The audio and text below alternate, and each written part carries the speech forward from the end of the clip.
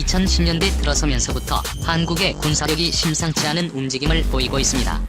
한국의 대규모 군사 프로젝트가 진행 중이기 때문인데요. 현재 진행되는 군사 프로젝트가 마무리되는 2014년에는 동북아 지역에서 한국의 군사력은 주변국을 압도하지는 않더라도 한국을 쉽게 생각하지 못할 정도의 군사력을 보유하게 될 예정입니다. 종합적인 전투력 면에서는 현재보다 2배 이상 강해질 것으로 예상됩니다. 오늘은 한국이 진행하고 있는 군사 프로젝트인 한국의 국방종기 계획에 대해서 알아보겠습니다. 꼬리치고 영상에서 자주 사용하는 단어가 있습니다. 바로 인공이고 인공이사 국방종기 계획이라는 단어입니다. 자주 듣기는 했지만 정확히 어떤 것인지 아시는 분은 그리 많지 않을 것이라 생각되는데요. 국방종기 계획이라고 하니까 계획은 계획인데 무슨 계획인지는 모르고 개념만 알고 계시는 분들이 많으십니다. 우선 한국의 국방종기 계획의 큰 틀은 이렇습니다. 국방부에서 발표한 계획은 크게 일부 3.3 국방기본정책서와 국방개혁 기본계획에서 제시하고 있는 것을 연도별로 쪼개서 진행하는 것이 국방종기 계획의 큰 틀이라고 생각하시면 되는데요. 여기에는 전방의 안보 위협에 주도적 대응이 가능한 군을 만드는 방법과 첨단 과학기술 기반에 정형화되고 선진화된 한국에 걸맞는 군 목표를 실제로 구현하는 것을 중점을 둔 운영 계획입니다. 또한 국방내산과 스마트 정예강군 육성과 국익을 지키는 강한 외교 등 전방위적인 계획안이라고 생각하시면 이해하시기 편하실 것 같습니다. 우선 현재 진행되고 있는 2004 국방종기 계획의 대표적인 것이군 전체 전력 증강입니다. F-35A 같은 핵심 무기 체계를 보강하고 한국형 전투기 및 백신 개발 등 첨단 무기의 국산화를 위해 R&D 사업에 투자하여 보다 강인한 군을 만드는 것을 목표로 하고 있습니다. 여기에는 북한의 군사력에 대응하는 부분도 포함되어 있습니다. 북한은 대남 타격용 단거리 발사체 3종 세트를 개발하는 등 한층 고도화된 북한 위협에 대응하기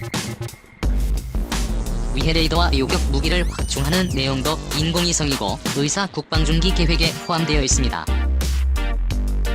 북한 전력망을 무력화할 수 있는 전자기파인 비싼 등 비살상 전력 무기도 2010년대 말까지 개발에 배치하기로 했는데요. 국방부는 국방종기 계획에서 향후 5년간 290조 원을 들여 안보를 위협하는 대비책 마련 등에 나서겠다고 밝혔습니다. 이번에 국방부가 발표한 2002고 국방종기 계획이 완료되는 시점인 2014년 이후에는 한국군 핵심 군사 능력이 기존과는 다르게 비약적으로 강력해질 것이라는 평가가 나오고 있는 가운데 한국이 추진하고 개발하는 것이 어떤 것인지 허리에서 알차게 준비했습니다.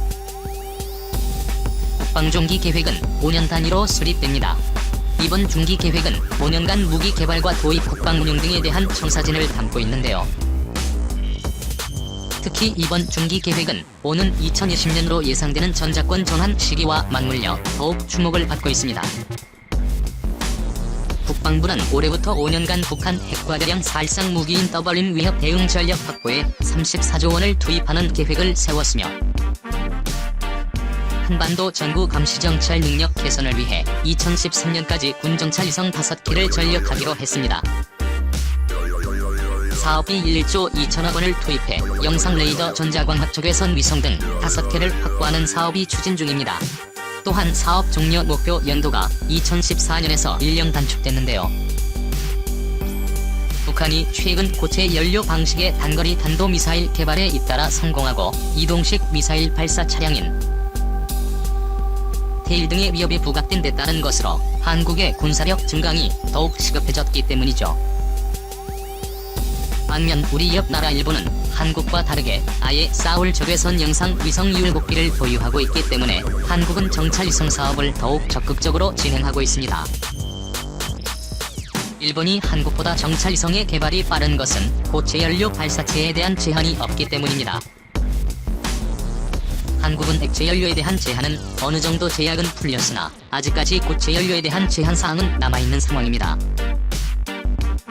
동일한 조건에서 고체 연료 추진체가 액체 연료 추진체 대비 3분의 1 가격으로 운용이 가능합니다.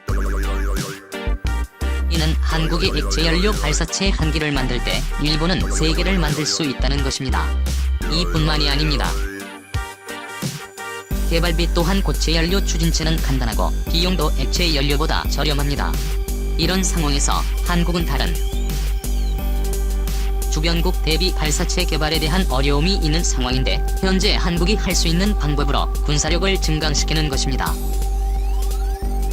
한편 유사시 북한의 전력 시스템을 무력화하는 예비정전한 전자기 헐스탄의 국내 개발도 추진 중입니다.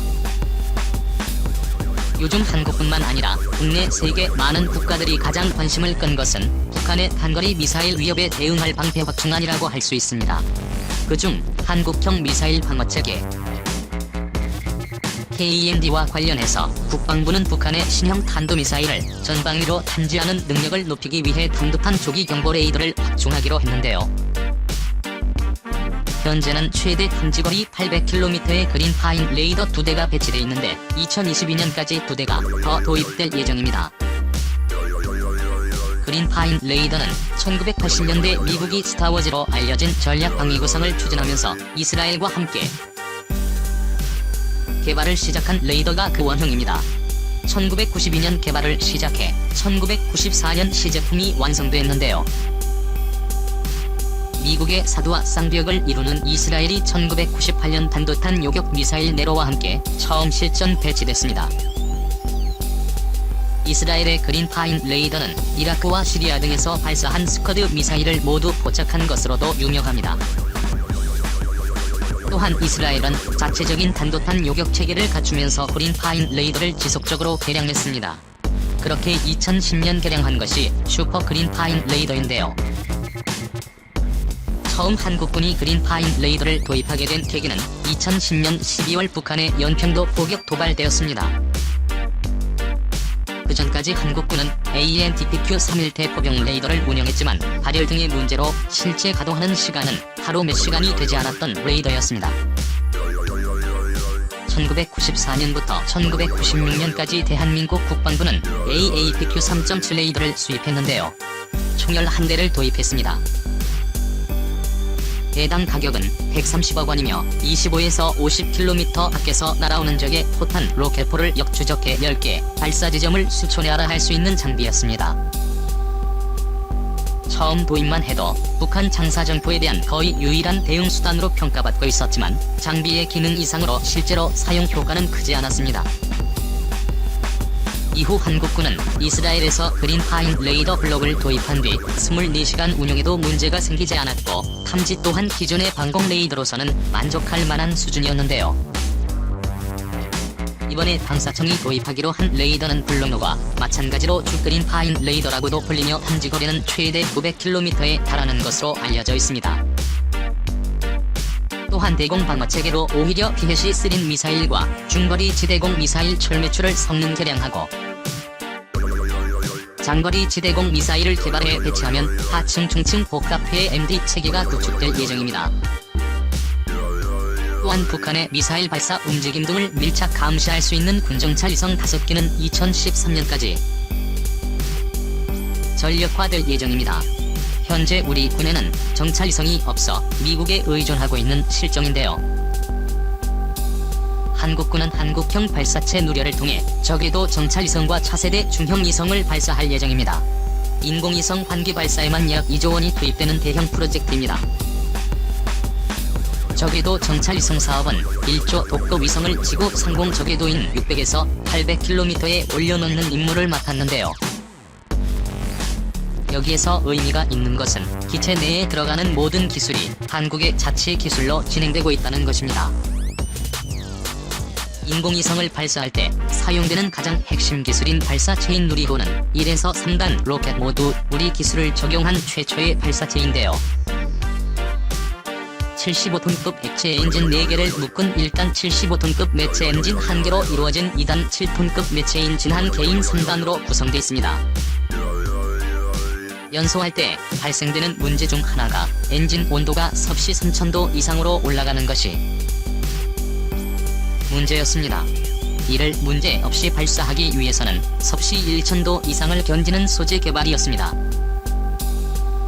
이 소재는 국가 기밀 중 하나로 돈으로도 살 수가 없는 기술 중 하나입니다. 그런데 작년에 한국이 독자 기술로 개발한 섭씨 1000도씨까지 견디는 소재를 개발했습니다.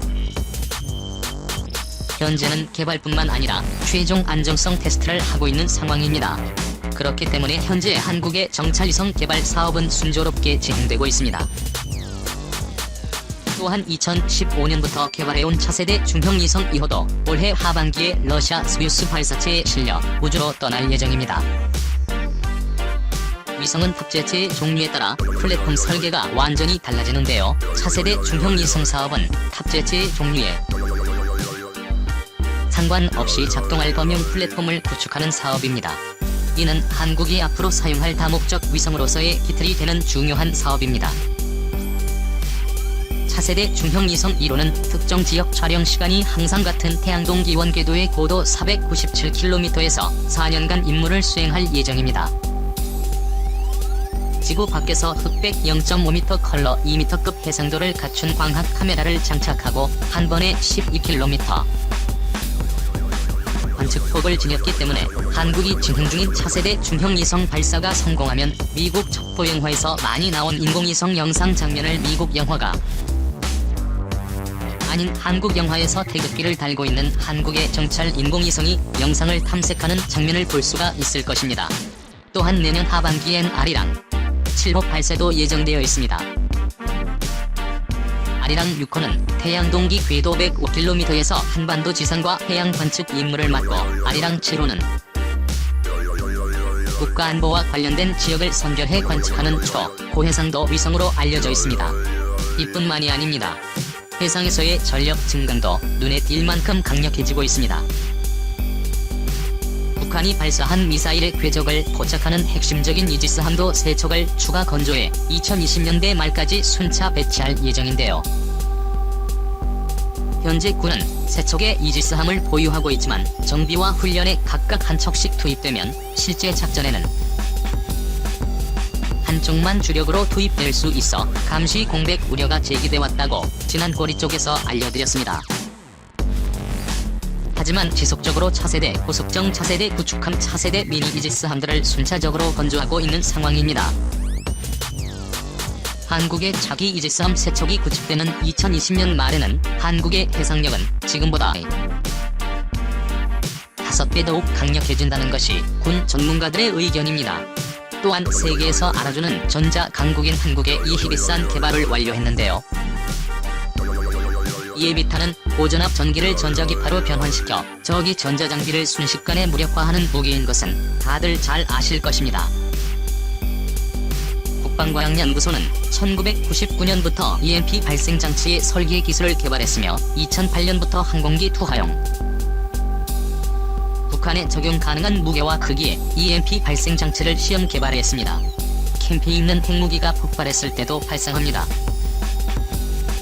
이에 비탄의 자세한 소식은 다음 거리지구 영상에서 만나실 수 있습니다. 또한 유사시 정육상 지역 표적을 지원 타격하는 임무를 수행하